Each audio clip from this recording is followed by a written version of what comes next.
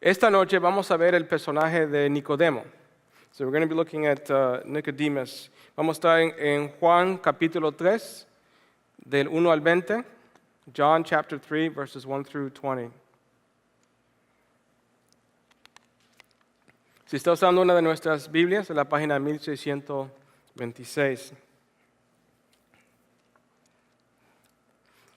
Me imagino que es un personaje que posiblemente han leído antes o han oído de él, pero vamos a entrar un poquito más profundo esta noche y ver cómo él es una de las personas que fue impactada por la vida de Jesús y fue transformado. Comenzando en el primer versículo. Había entre los fariseos un dirigente de los judíos llamado Nicodemo. Este fue de noche a visitar a Jesús. Rabí le dijo, sabemos que eres un maestro que ha venido de parte de Dios, porque nadie podría hacer las señales que tú haces si Dios no estuviera con él.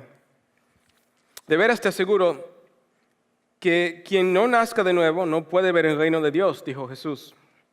¿Cómo puede uno nacer de nuevo siendo ya viejo?, preguntó Nicodemo. ¿Acaso puede entrar por segunda vez en el vientre de su madre y volver a nacer? Yo te aseguro que quien no nazca de agua y del Espíritu no puede entrar en el reino de Dios, respondió Jesús. Lo que nace del cuerpo es cuerpo, lo que nace del Espíritu es espíritu. No te sorprenda de que haya dicho, tienen que nacer de nuevo. El viento sopla por donde quiere y los oyes silbar, aunque ignores de dónde viene y dónde va. Lo mismo pasa con el que nace del Espíritu. Nicodemo replicó, ¿cómo es posible que esto suceda? Tú eres maestro de Israel y no entiendes estas cosas, respondió Jesús. Te digo con seguridad y verdad que hablamos de los que sabemos y damos testimonio de lo que hemos visto personalmente, pero ustedes no aceptan nuestro testimonio. Si les he hablado de las cosas terrenales y no creen, entonces ¿cómo van a creer si les hablo de las celestiales? Nadie ha subido jamás al cielo, sino el que descendió del cielo, el Hijo del Hombre. Como levantó Moisés la serpiente en el desierto, así también tiene que ser levantado el Hijo del Hombre, para que todo el que crea en él tenga vida eterna. Porque tanto amó Dios al mundo, que dio su Hijo unigénito, para que todo el que cree en él no se pierda, sino que tenga vida eterna. Dios no envió a su Hijo al mundo para condenar al mundo, sino para salvarlo por medio de él. El que cree en él no es condenado, pero el que no cree ya está condenado por no haber creído en el nombre del Hijo unigénito de Dios. Esta es la causa de la condenación, que la luz vino al mundo, pero la humanidad prefirió las tinieblas a la luz, porque sus hechos eran perversos. Pues todo el que hace lo malo aborrece la luz y no se acerca a ella por temor a sus obras que quedan a descubierto. En cambio, el que practica la verdad se acerca a la luz para que se vea claramente que ha hecho sus obras en obediencia a Dios. Esa es palabra de Dios.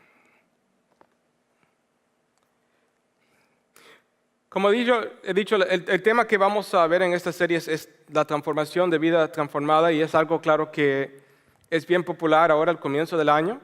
Las personas hacen sus resoluciones, se dedican a, vamos a ahorrar más dinero, tenemos un plan de posiblemente comprar algo, vamos a bajar de peso, vamos a no fumar más, cualquier sea, nos dedicamos de que, ahora va a empezar el año, todo está limpio y podemos transformarnos.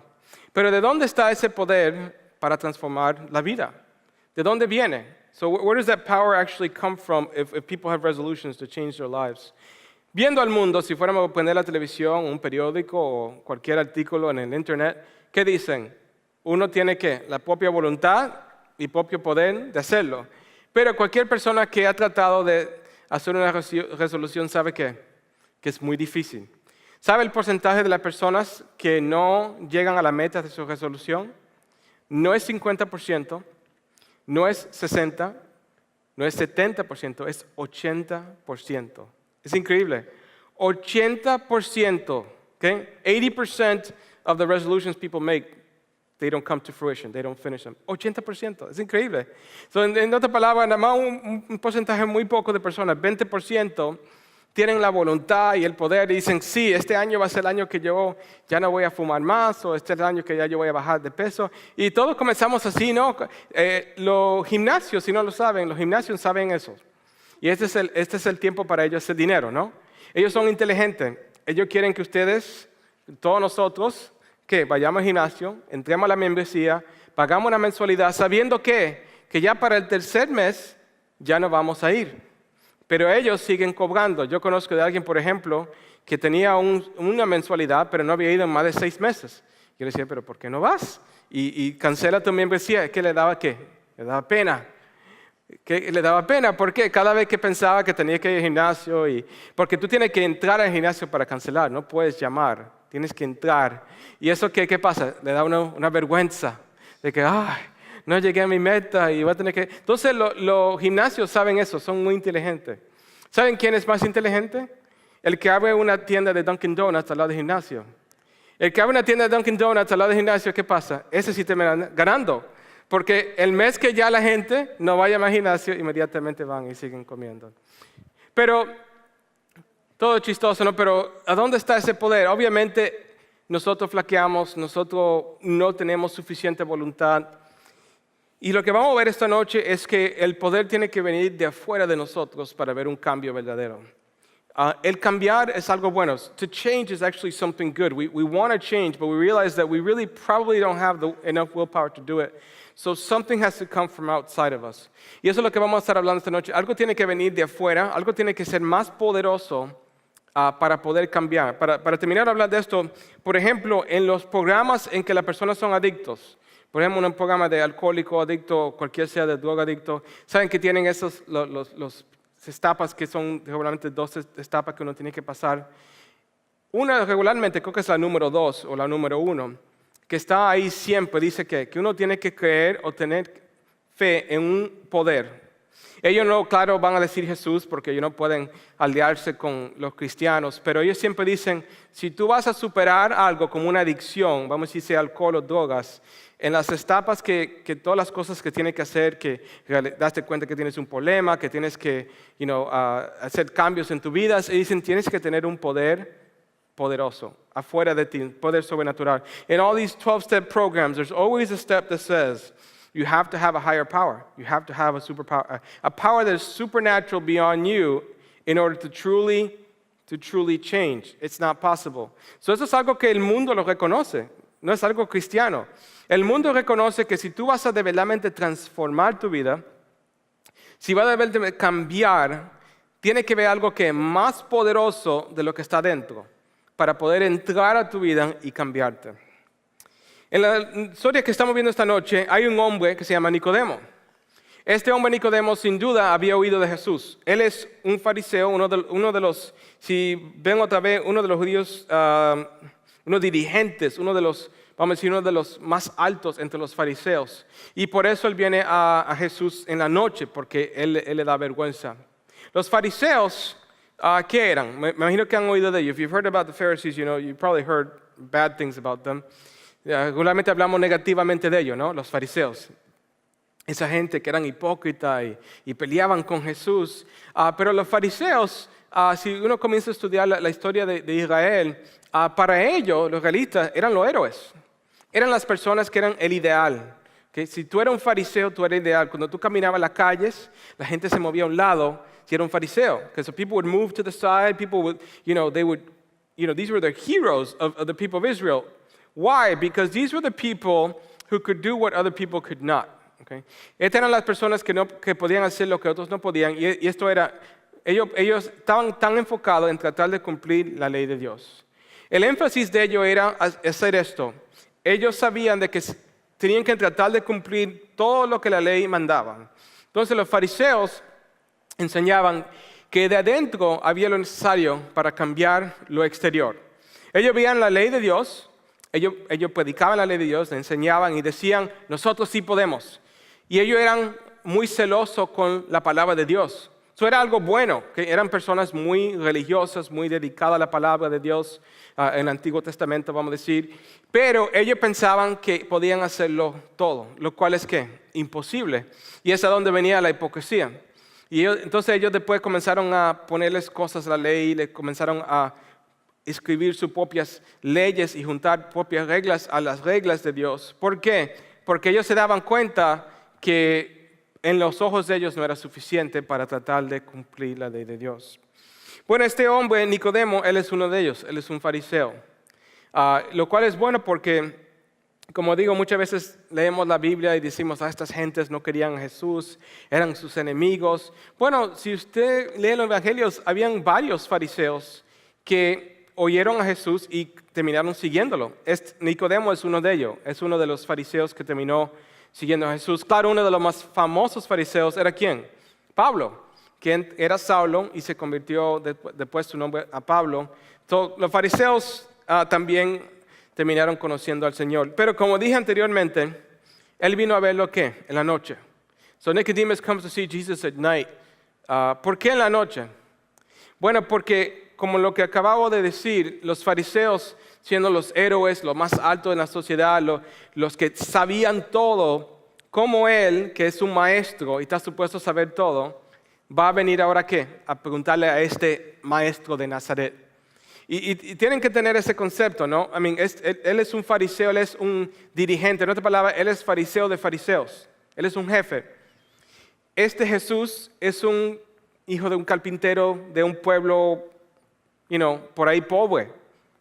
¿Se imaginan? ¿Te están entendiendo? ¿Cómo va a ser que este hombre tan alto va a venir a preguntarle a alguien tan bajo, aunque él es un rabí, aunque es un maestro? Bueno, él lo hace en la oscuridad.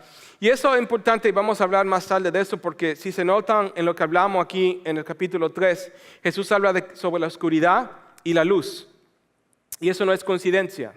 Cuando Jesús está hablando de la luz y la oscuridad en los últimos versículos, en un sentido le está diciendo a Nicodemo, mira, hasta tú eres un ejemplo de que para encontrar luz tú tenías que estar en la oscuridad. Tú estás en la oscuridad.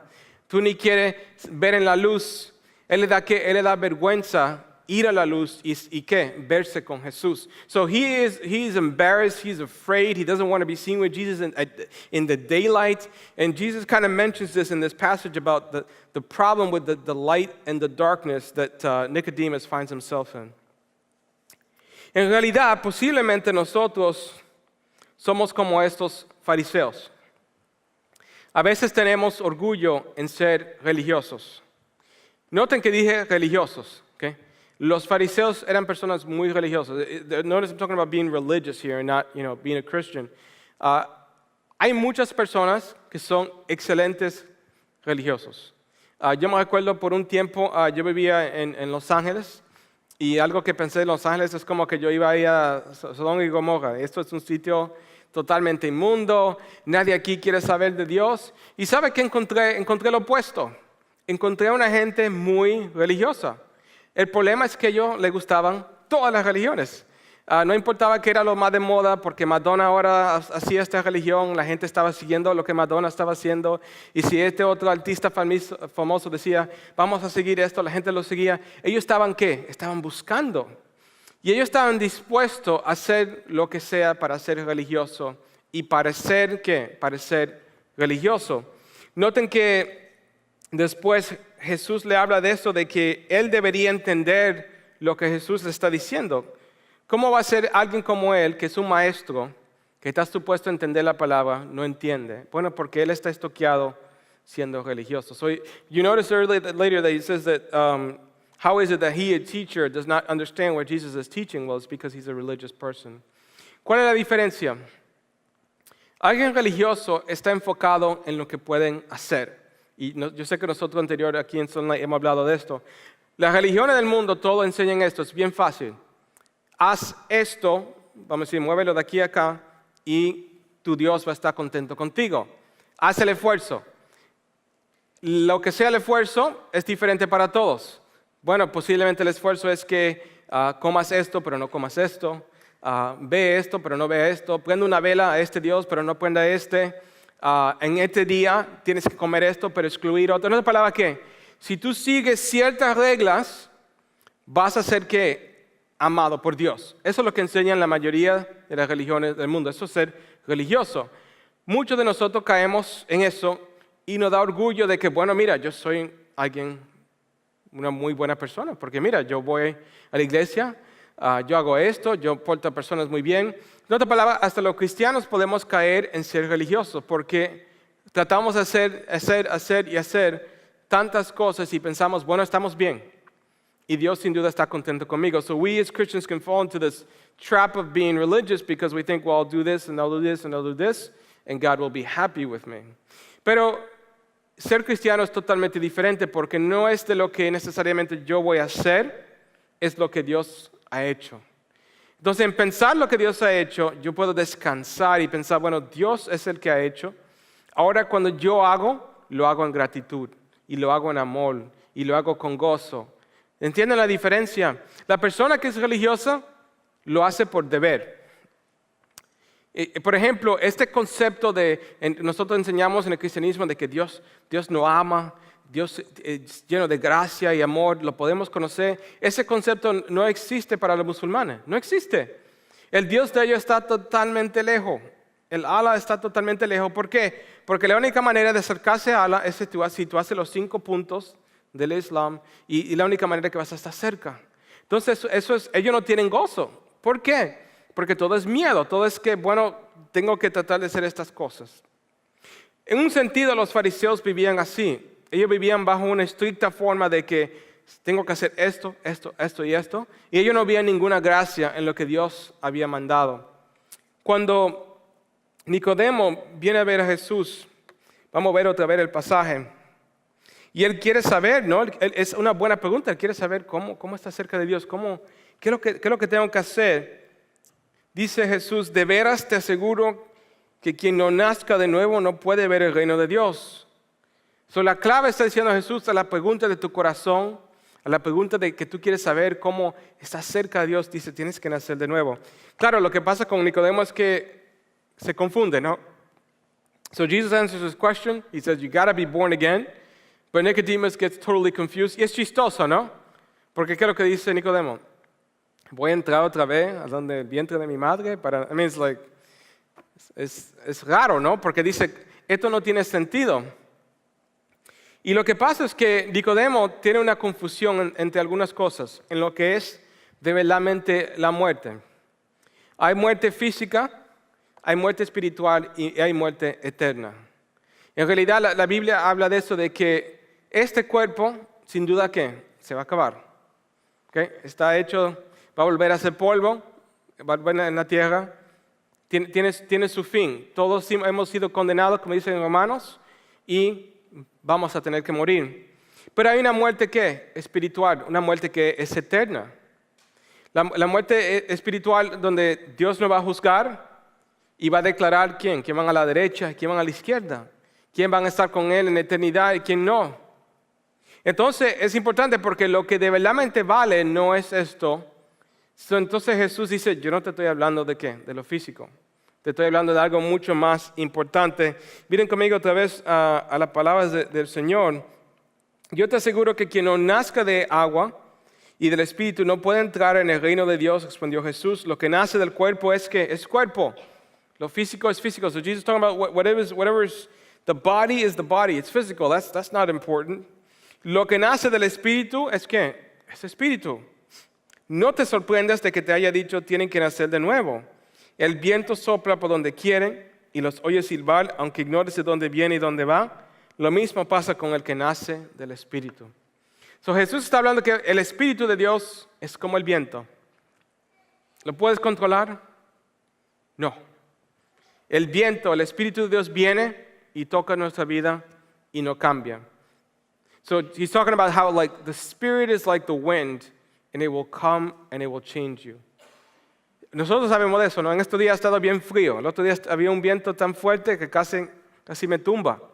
Venía una lluvia y un viento y uno se siente tonto, ¿no? Porque ¿cómo va a ser que yo sé cómo caminar y que el viento me va a tumbar o el viento me va a decir a dónde ir? Pero el viento nadie lo puede controlar. El viento viene como con su propio poder y es lo que dice Jesús. Entonces, Jesús dice esto, que hay un poder que tiene que venir de fuera de nosotros, un poder espiritual que tiene que comenzar a trabajar en nuestras vidas. So that power, it can't be inside of us. Dice Jesús, es como el viento. El viento viene y cambia tu vida y comienza a cambiarte y darte una vida totalmente nueva. Nosotros cristianos hablamos de eso, de nacer de nuevo. We talk about that as Christians, right? To be a born again Christian. ¿Qué significa nacer de nuevo? Como el versículo que leímos al principio de Efesios, ¿qué? Que la ropa vieja, que la antigua persona, ya tú no eres esa persona. Es como que si yo pongo tu persona de antes al lado de ti, ¿qué voy a decir? ¡Wow! No parecen. ¿Qué pasó aquí? Algo pasó, ¿no? Hubo alguna diferencia. Algo vino y cambió la vida de esta persona. Los creyentes, cuando son de verdaderamente del Señor, como dice aquí, se da cuenta que algo ha cambiado en la vida de esta persona. Y no es nada más el esfuerzo que viene de nosotros, como comenzamos al principio. Tiene que ser algo mucho más poderoso. Pero para hacer eso hay que tener una conexión, ¿no? Piensen, por ejemplo, como un teléfono. El teléfono tiene su línea, está conectado a la línea, que está conectada a la pared. Pero si alguien viene y corta esa línea, ¿qué sirve el teléfono? No sirve para nada, ¿no? Es difícil para los que son más jóvenes imaginar esto, porque ahora todo es celulares. Pero entendemos que cuando no hay una torre celular, no hay nada, no se puede comunicar. Pero en otros tiempos todo era por línea. Todo era, si no había esa línea, no hay esa conexión, no hay ninguna función para eso. No se olviden de esa imagen. Digo esto, ¿por qué? Porque si yo cojo el teléfono y pienso, bueno, con esto puedo hacer todo, es inútil, ¿no? Porque esto no es lo que tiene el poder. El poder viene ¿de dónde? De afuera. ¿Me están siguiendo? Viene de afuera. Lo que le da el poder al teléfono es la electricidad, es la corriente, es la conexión de conectarse para yo poder hacer llamadas. Un teléfono, estos teléfonos, como decimos, teléfonos inteligentes, ¿no? Que tienen todos los apps y tienen todo, son muy bonitos, pero si no pueden hacer una llamada, ¿qué son? Son una computadora, no serían nada, que serían inútiles, no sería ya un celular. Lo mismo es con nuestras vidas. Tenemos que estar totalmente conectados a algo afuera de nosotros. Si no estamos conectados a Dios, entonces ¿qué pasa con esto? No está funcionando como debe estar funcionando. We have to be connected. If we're not connected, this is not functioning the way it should be. This is not really right the way it should be. El segundo ejemplo que da el Señor es sobre una historia en el Antiguo Testamento. Vean conmigo otra vez en el versículo 14. Dice, como levantó Moisés la serpiente en el desierto, así también tiene que ser levantado el Hijo del Hombre para que todo el que crea en Él tenga vida eterna. No sé si han oído esa historia, es una historia muy interesante en el libro de Números, en que el pueblo está con Moisés y ¿qué pasa? La gente estaba dando queja, como siempre dan quejas. Y Dios mandó serpientes al pueblo. Y claro, las serpientes ¿qué hacen? Muerden. Y en las mordidas estaban personas que estaban muriendo. Entonces cuando la gente comenzó otra vez a llorar, lloraron a Moisés, gritaron al Señor. El Señor proveyó una solución muy interesante. La solución fue, Él dijo, bueno, hagan una serpiente de bronce y pónganla en un palo. Y lo que dice el pasaje es que cuando la gente, si le mordía una serpiente, fueran a ver la que está hecha de bronce en un palo, se le iba a ir la herida, se le iba a ir el veneno de la serpiente y iban a tener vida. Now, es muy interesante. Now, you've heard the story about the serpent, in the Old Testament that has to be lifted up. Quiero que piensen de esto, es muy interesante. La solución al problema era casi lo mismo al problema. En otras palabras, si te acaba de morder una serpiente, la última cosa que tú quieres ver es ¿qué? Una serpiente. Tú no quieres ver una culebra. Pero la propia solución para el problema es una culebra. En otras palabras, cuando ellos vieran esto, iban a pensar ¿de qué? Del mal que habían hecho. Parte de la solución es que iban a ver el problema. El problema era ¿qué? Que ellos habían hablado mal contra Dios. Cuando iban a ver eso, iban a ver ¿qué? Su pecado. Iban a ver esa serpiente. Pero la segunda parte, cuando vieran esa serpiente y se dieran cuenta que esa serpiente era de bronce, y no era como la que mordió, y tenían fe en lo que Dios le había dicho, iban a ser sanados. ¿Y qué dice Dios? ¿Qué dice Jesús en este pasaje? Que Él va a ser ¿qué? Alzado como esa serpiente de bronce. Es un ejemplo increíble. En otras palabras, el Señor está diciendo de la misma manera que cuando vemos la cruz de Dios, cuando la vemos y la tenemos junto a la cruz, vemos que el precio, el pecado, la condenación que nosotros merecemos cuando vemos la cruz. Pero también cuando vemos la cruz, nos acordamos de ¿qué? Que el hombre que fue puesto en esa cruz no es un hombre como yo. Y Él pagó el precio. Y si ahora yo creo en Él, tengo fe en Jesús, ¿qué puedo hacer? Ser totalmente sanado de este veneno que se llama el pecado. Amén. Qué tremendo ejemplo el Señor le da a Nicodemo. Entonces, en otras palabras, Jesús hace algo para nosotros que es increíble. Y eso es el centro del Evangelio. Jesús vivió la vida que debíamos haber vivido y Jesús pagó el precio que debíamos haber pagado, el precio por nosotros. No es nada más, siempre nos enfocamos también de que lo que hizo el Señor, y es muy importante, pero la otra doble cara de eso es esto, que Él también vivió de la manera que teníamos que haber vivido. It's not just that the price that He paid for us, it's not just the sacrifice. He lived the life the way that we should have lived. Él vivió la vida que Nicodemo quería vivir. ¿Qué estaba tratando de hacer Nicodemo? Nicodemo era un hombre ¿qué? Muy religioso. Y él quería seguir todas las leyes de Dios y quería ser perfecto delante de Dios, pero siempre iba a ser imposible. Y eso es exactamente como usted y como yo. Queremos hacer todo lo correcto, queremos que Dios nos ame, queremos que Dios no esté molesto con nosotros, queremos hacer bien, pero es imposible. ¿Por qué? Porque el pecado que mora en nosotros, por la muerte que tiene que pagar este cuerpo, entonces tiene que haber algo afuera de nosotros que nos reclame y nos cambie. Para decirlo de otra manera, tenemos más fallas y somos más pecadores de lo que hemos atrevido a creer. Pero a la misma vez, al mismo tiempo, somos más amados y aceptados de lo que no hemos atrevido a esperar. Por lo tanto, debemos abandonar todo plan de autosuficiencia espiritual y aceptar por fe la gracia transformadora de Dios en nuestras vidas. Yo leí algo el otro día, era muy interesante, decía esto. Sí, es una cita del predicador Charles Spurgeon, y decía, si alguien se molesta contigo, ten paciencia con esa persona, porque ellos no saben qué tan mal tú de verdaderamente eres. Qué perspectiva, ¿no? Si alguien se molesta contigo y se enoja y dice, wow, y te llama nombre, ten calma con esa persona. Ellos ni saben qué tan mal tú de verdaderamente eres. Tan pecador que nuestro Señor tuvo que morir y ser redimido por nosotros. Wow. Qué verdad, ¿no? Y es en esa esencia, en ese comienzo del Evangelio, que podemos de verdaderamente entender cómo podemos ser transformados.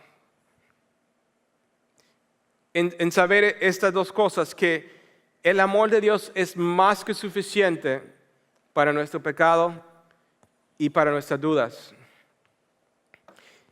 Las religiones del mundo típicamente tienen a Dios en dos perspectivas. Hay dos perspectivas que las religiones del mundo tienen para Dios. La primera es esta, como he hablado anteriormente, que uno tiene que hacer algo. Por ejemplo, estos peregrinos que están haciendo, ellos tienen que llegar a una montaña y tienen que caminar a cierto sitio. No importa lo que cueste, no importa si están cansados. La perspectiva de ellos, de Dios es esta. Dios es malo. Dios es fuerte. Y Él nada más está aquí para condenar. So their perspective is that God is strong, God is mighty, He's only here to condemn, He's a God of wrath, and I have to do everything possible to please Him. El Dios de esta persona, de esta perspectiva, es un Dios que nadie puede complacer. Entonces yo voy a hacer todo lo posible, me voy a poner en rodillas, voy a dar más dinero, tengo que hacer más y más. ¿Para qué? Para placer a este Dios, porque este es un Dios fuerte. El problema con esta perspectiva, esto es un Dios que no te ama. Este es un Dios que no quiere tener una relación contigo. Este es un Dios que está a distancia de ti. Y tiene que ser así, porque tú estás tratando de hacer todo lo posible para complacer a este Dios. La otra perspectiva es un Dios que te deja hacer todo lo que tú quieras. Como los hippies, ¿no? Ellos existen hasta hoy en día, los hippies. Okay. The hippies, they did whatever they want, right? Make love, not war, just anything goes. Puedo hacer lo que me dé la gana, ¿por qué? Porque todo es amor. Y Dios es amor. Dios no es malo, Dios es bueno. Él no va a estar molesto conmigo, entonces yo puedo tener otras mujeres, yo puedo hacer esto, lo otro, no hay límite a lo que yo pueda hacer porque Dios quiere que yo esté contento. Esta es una imagen que existe hasta hoy en día, es muy popular. Yo digo esto, esta perspectiva de Dios es más popular aquí en los Estados Unidos que la primera. La primera es más popular afuera de los Estados Unidos, en el este, vamos a decir. Esta imagen es muy moderno. Es la razón por que la gente piensa, bueno, yo puedo ser homosexual y también, amar a Dios. Yo puedo hacer esto y amar a Dios. No hay límite a las cosas que la persona puede hacer, vamos a decir, y Dios está contento. So there's no limit to what this person can do because God's good. He's chill. He's like, yeah, it's all about love. ¿Cuál es el problema con esta perspectiva? Si no hay un Dios que está dispuesto a condenar, ¿okay? Entonces de verdad no tenemos un Dios que está dispuesto a amar. Tiene que haber una línea. Porque la hipocresía de esta imagen es esto. Todo se aplica a ¿quién? A mí. No se aplica a ¿quién? A otra persona. Si otra persona hace mal o me ofende, entonces ¿qué pasa? Ya quiero justicia. ¿No lo han visto? Porque estas personas regularmente así hacen. Ellos quieren hacer todo lo que ellos quieren, pero si se aplica a otra persona que hace mal, ¿qué pasa? Justicia para esa persona. Entonces tiene que haber una línea. Right? Tiene que haber algo que dice, no, las cosas deben ser de cierta manera. Este Dios no funciona. Dios no es un extremo de una cosa ni de otro. El Dios del Evangelio es un Dios que totalmente transforma. Es un Dios que ama de una manera de sacrificio y de gracia. El poder del Evangelio viene de afuera de nosotros. Esta gracia de Dios transforma nuestras vidas. No puede ser algo que cambia nuestra perspectiva de Dios. Yo creo que la mayoría de nosotros cuando venimos a la iglesia, cuando venimos a Dios, tenemos una de esas dos perspectivas. Pensamos, Dios no me quiere. Dios, pastor, usted ni sabe qué tan mal persona yo soy y lo que yo he hecho. De ninguna manera, es como que la gente piensa que tienen que limpiarse antes de entrar a la puerta. La otra perspectiva es que no importa, lo que yo haga, Dios me va a amar. Las dos están mal. Las dos están mal. Porque el Evangelio nos dice, sin duda hay un problema. Hemos ofendido a Dios. Hemos pecado contra Él. Y nos damos cuenta, todos lo sabemos, hay algo adentro que tiene que cambiar. Pero el Evangelio también dice, la solución no está aquí, la solución está afuera. Porque vivimos en un mundo de oscuridad. Dice la palabra claramente que la luz vino al mundo. Ese pasaje que leemos que es tan famoso que Jesús vino, ¿no? Que Dios dio a su Hijo unigénito. Pero ¿qué dice ahí después? Dios no envió a su Hijo al mundo para condenar al mundo, sino para salvarlo por medio de Él. ¿Sabe por qué Jesús no vino a condenar al mundo? I don't want you to miss this. Jesús no vino a condenar al mundo porque el mundo ya estaba condenado. Jesus did not come to condemn the world because the world was already condemned. It was already condemned. El mundo ya estaba ¿qué? Perdido. El Padre lo había condenado y mandó al Hijo a salvarlo. Ese es el trabajo del Hijo de Dios. Y dice la palabra, el que cree en Él no es condenado, pero el que no cree ya está condenado. Hay una obvia diferencia. Que los que creen no van a estar condenados, pero los que no creen sí van a estar condenados. Nicodemo, hermanos, él quería conocer a Jesús, como muchos de nosotros. Él quería conocerlo, pero en sus propios términos. Y cuando él viene a hablar con Jesús, él le cambia su perspectiva totalmente, totalmente. Sin duda Nicodemo vino ahí a saber, Rabí, dime, ¿qué es lo que tengo que hacer? Porque yo estoy siguiendo la ley, tengo que hacer esto más y más. Y Jesús dice, no. Tú tienes que nacer de nuevo. Tienes que cambiar tu perspectiva totalmente. No quiero que se pierdan eso. Tienen todavía sus Biblias en Juan. Vayan al capítulo 19. Versículo 38-42. Dice aquí, después de esto, José de Arimatea le pidió a Pilato del cuerpo de Jesús. José era discípulo de Jesús, aunque en secreto por medio de los judíos. Con el permiso de Pilato fue y retiró el cuerpo. Miren el versículo 39. También Nicodemo, el que antes había visitado a Jesús de noche, llegó con unos 34 kilos de una mezcla de mirra y halo. Ambos tomaron el cuerpo de Jesús y conforme a la costumbre judía de dar sepultura, lo envolvieron en vendas con las especias aromáticas. ¿Qué dice aquí la palabra? Este mismo Nicodemo, que fue a ver a Jesús en la noche, en la oscuridad, porque tenía vergüenza, ahora ve a Jesús en la luz del día. Y tiene el privilegio de ser uno de los hombres que va a sepultar al Señor. El mismo Nicodemo. ¿Qué vemos aquí? Vemos una vida totalmente transformada. Un hombre que antes tenía miedo, tenía vergüenza de ver a Jesús, estar con él, y ahora tiene la vergüenza de estar con un hombre condenado en la cruz y da de su propio dinero para sepultarlo. Esa es una vida totalmente cambiada. No es el mismo hombre. Y esto es lo que pasa cuando nosotros ponemos nuestra fe, ponemos nuestra confianza en nuestro Señor. Si queremos ver nuestras vidas transformadas, yo sé que todos lo deseamos. El poder no puede estar adentro de nosotros, el poder tiene que estar de afuera. Amén.